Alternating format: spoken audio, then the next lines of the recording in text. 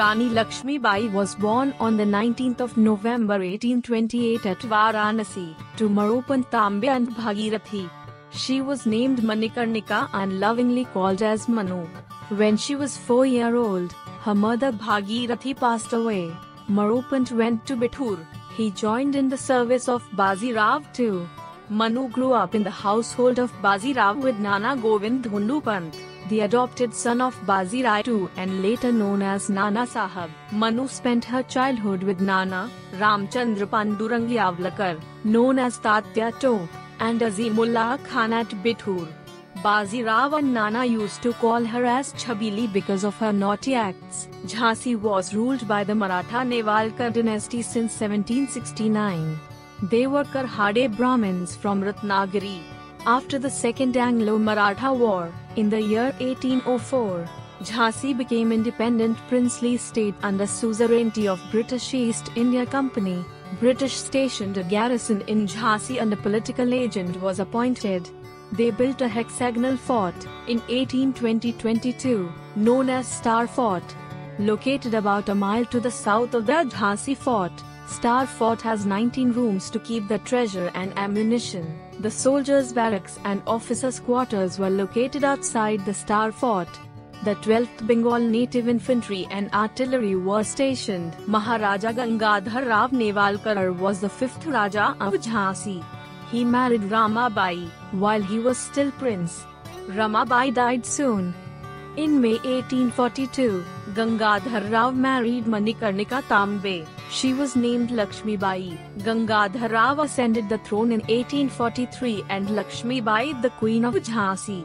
Raja Gangadhar Rao was an able administrator. He improved the financial condition of Jhansi, which had deteriorated during his father's rule. There was still debt with the British East India Company. He maintained an army of around 5,000 men. In September 1851, Lakshmi Bai gave birth to a boy, named Damodar Rao. The boy died 4 months after birth.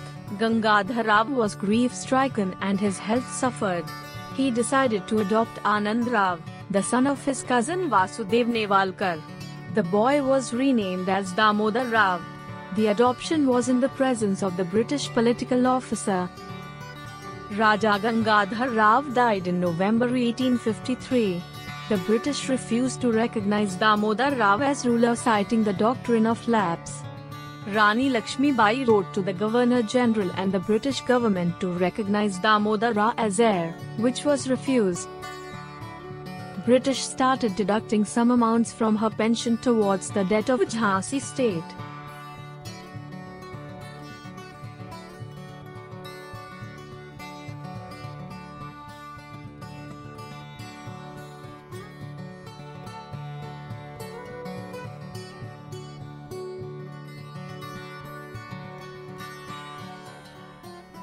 The Jhansi state along with Jalao and Chanderi districts were then formed into a superintendency.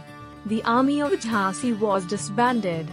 The British garrison in the Star Fort now controlled the Jhansi fort. In March 1854, Lakshmi Bai was given annual pension of 60,000 rupees and ordered to leave the palace and the fort.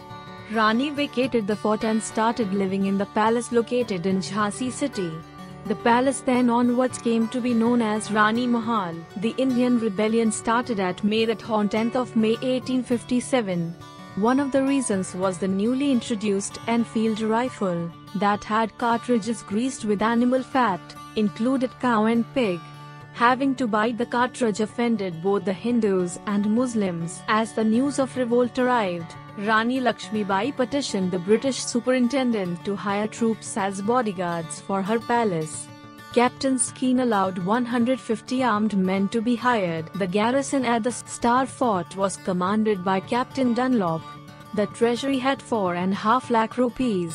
There were 66 British including the family of the officers in the quarters. On 4th of June 1857, Rani was informed of the unrest in the barracks. She sent her vakil to Captain Skene to inform that she was inviting the British women and children to her palace in the city. Captain Skene, however, ordered all families into the Star Fort. Rani herself felt vulnerable in the palace with only 150 bodyguards. Dunlop was informed that only 32 soldiers of the 12th Bengal Native Infantry had mutinied. In spite of the tense situation, Captain Dunlop and non-commissioned officers slept in the quarters outside the fort. It was a desperate attempt to give impression to all sepoys that everything is normal. Next day on the 6th June, a great noise and disturbance was heard from the palace of Rani in the city. The revolted sepoys had surrounded Rani Mahal, demanding treasure and support. At the barracks, the British officers were fired at, killing Captain Dunlop, Lieutenant Turnbull and Lieutenant Campbell. The prison ward, Bakshish Ali, released the prisoners. The officers' quarters were ransacked and burned. Captain Gordon sent a message to Rani Lakshmibai asking to take over the rule of Jhansi and allow those inside the Star Fort safe passage. Rani is said to have replied, "What can I do? Sepoys have surrounded me and I only have bodyguards. If you wish to save yourself, abandon the fort. No one will injure you." On 7th morning, artillery was used to breach Star Fort. Captain Gordon was killed. By 3 p.m. Captain Skene, the superintendent of Jhansi, was told that if the families come out they will not be harmed. The British accepted and by 5 p.m. all walked out of the Star Fort. They were brought to the grounds of the Jokhan Bagh. Bakshish Ali himself killed Captain Skene and his wife. Rest of British including women and children were all killed. The revolted sepoys left the city on 12th June and moved towards Delhi. Rani shifted to Panch Mahal, inside Jhansi fort. She enlisted in her army as many men as volunteered to join. Messengers were sent to Rao Sahib and Tatya Tope asking them for help. From August 1857 to March 1858, Jhansi was at peace under the Rani's rule. When the British forces finally arrived on 23rd of March 1858, they found Jhansi well defended. The British demanded surrender of the city. After due deliberation with her advisers, the Rani issued a proclamation, "I will not give my Jhansi. We will fight for independence." In the words of Lord Krishna, "If victorious, we will enjoy the fruits of victory. If defeated and killed in battlefield, we shall surely earn eternal glory." The bombardment on Jhansi fort began on the 24th of March. It was met with heavy return fire and the damaged defenses were repaired. An army of more than 20,000, headed by Tatya Tope, arrived on 31st March to relieve Jhansi, but they failed to do so. Fort remained under siege. On 2nd April, their heavy fire concentrated on the royal palace and one shell hit the apartment used for Ganesh Puja. It was a spacious hall beautifully furnished with Lucknow glass, chandeliers and precious works of art. The shrapnel killed 4 people and severely wounded 9. Hundreds of shells fell on the palace roof but did not do much damage. The heavy shells, some of them about 20 pounds in weight, would make a superficial dent. One of the survivors, Vishnu Godse, recounts that spies informed that the British are running out of ammunition and cannonballs. Rani went to sleep thinking that the siege is soon to be over. But she is woken up with news of the British mounting a charge to try and scale the southern fort walls. As the daylight appeared, there were thousands of laborers with hay or straw bales on their head, and British soldiers behind them. They climbed on top of the fort wall and started throwing the straw bales one on top of the other, forming a sort of stairs, down which the British soldiers started descending. Fierce fight broke out inside the fort. Rani decided to escape capture. Meanwhile, Dulha Ju, in charge of one of the gates, opened the doors for the British forces. Lakshmi Bai had the miners unbound to her back and one female soldier accompanying her, jumped off the fort wall and rode towards Kalpi. One of her soldiers, Jhalkari Bai, went to General Rose's camp in disguise and declared herself to be the queen. This led to a confusion that continued for a whole day and gave Rani time to reach Kalpi where Rao Sahib, nephew of Nana Sahib, was camping. The majority of the population of Jhansi, died in the massacre which followed the storming of the Jhansi city. Not only did the English soldiers kill those who happened to come in their way, but they broke into houses and hunted out people hidden in barns, rafters and obscure, dark corners. They searched the innermost recesses of temples, killing any of the priests and worshippers found hiding.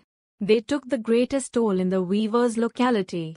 Rani's father and some of her associates managed to escape capture and reached Kalpi. Rani and a group of Maratha rebels rode towards Gwalior and captured the fortress city from the Sindhia rulers, who were British allies. The British army under Hugh Rose now moved to Gwalior.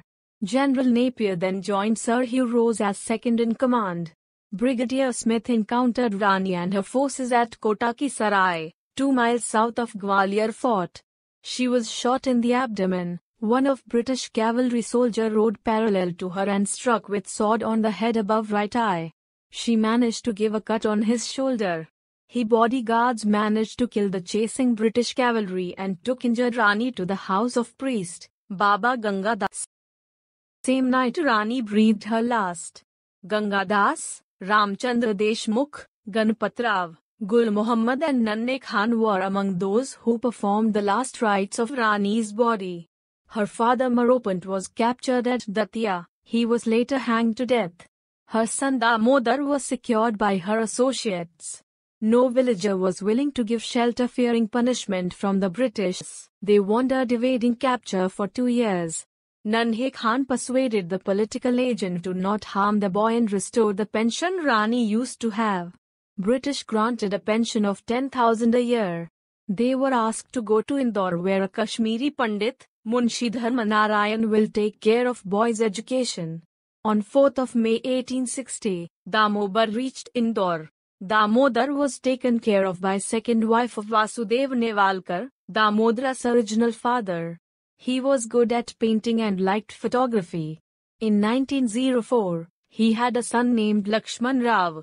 Damodar Rao died on 28th of May, 1906. Their family is known as Jhansi Wale. Later generations adopted the surname Jhani Wale. India Post issued 2 postage stamps to honor the Rani. News of her death was published 3 days later on 20th of June 1858, in the Delhi Gazette. In Western media, Rani was called as Joan Arc of India.